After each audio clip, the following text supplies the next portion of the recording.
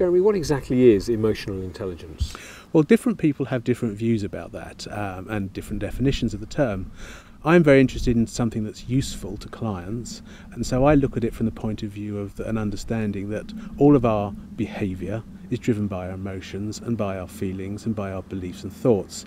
So that if we want to change our behaviour, if we want to be better at business, then we have to address those underlying feelings and thoughts.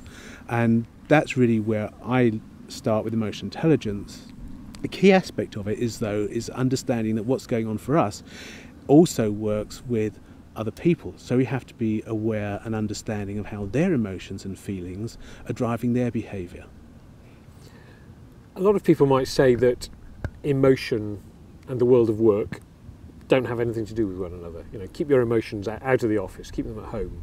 Well, I mean, perhaps that's an old-fashioned view, but what would be your response to that? I think it's basically whatever works for the individual. If some people find that they can develop and run a successful business without ever thinking about their emotions, that's fine.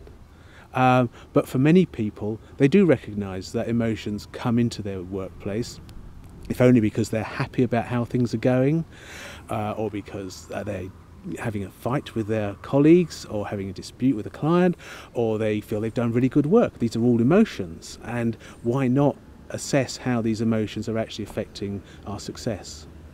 So what are the mechanics of this, Jeremy? How do you actually go about helping somebody who comes to you? Well, first of all, we ask them what their issues are, what their problems are, because that's how we can best apply emotional intelligence, is to actually help people solve their problems. For example, you know, it's the old story that people don't buy power tools, they buy an electric drill because they need a hole in the wall. So what we would do maybe was to talk to them about other ways to get holes in the wall. It's a simple analogy. But essentially we're about helping business people become more successful. Part of that, therefore, is about how to deploy emotional intelligence better, both positively and also, frankly, let's be honest, to help them get over some of their issues that they have. Jeremy, is there a danger with emotional intelligence and with the work that you do with your clients that you could open up a Pandora's box for them and go to places that they didn't expect or indeed want to go to? There's certainly a possibility of that, and it's certainly happened. Whether the client perceives that as a problem or not is another matter. I think I tend to get employed by people who want to go there, and it's always the case that clients will never open up or divulge more than they choose to. So they are really in control of this.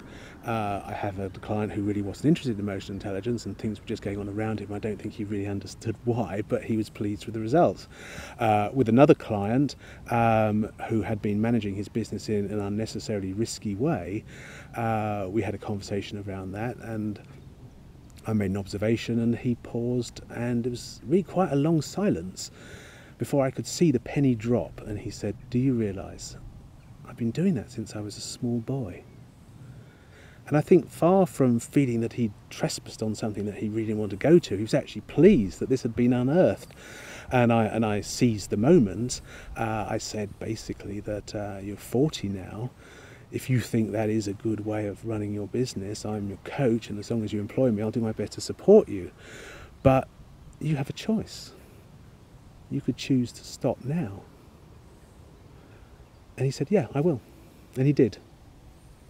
When you embark on a course of coaching in emotional intelligence, as a client, is there a target? Is there an ending, a goal? Yes. That said, I've had one client who was a client for 2.5 years, and they very much wanted to use me as somebody who would go in regularly and they could talk about the development and growth of their business. I mean, that 2.5 years was a substantial percentage of their total business.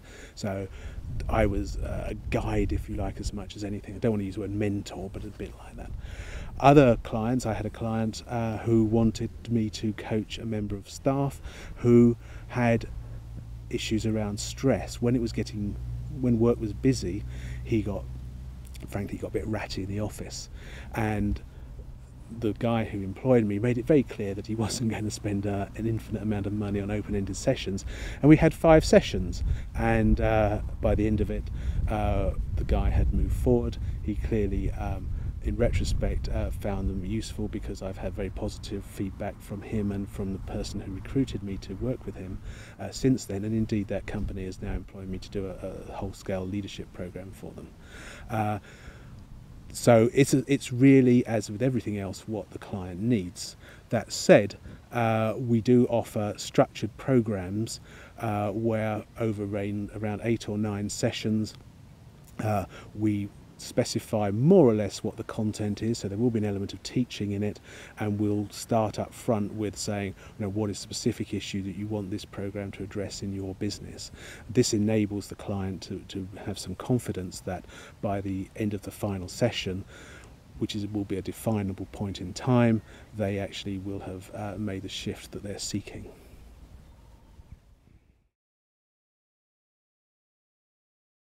Well, there are lots of different definitions of emotional intelligence, and different people have different uses of the phrase. My business partner and I, Kay, basically... Can we start that again? I stumbled. No. Sorry, that's it. It's done.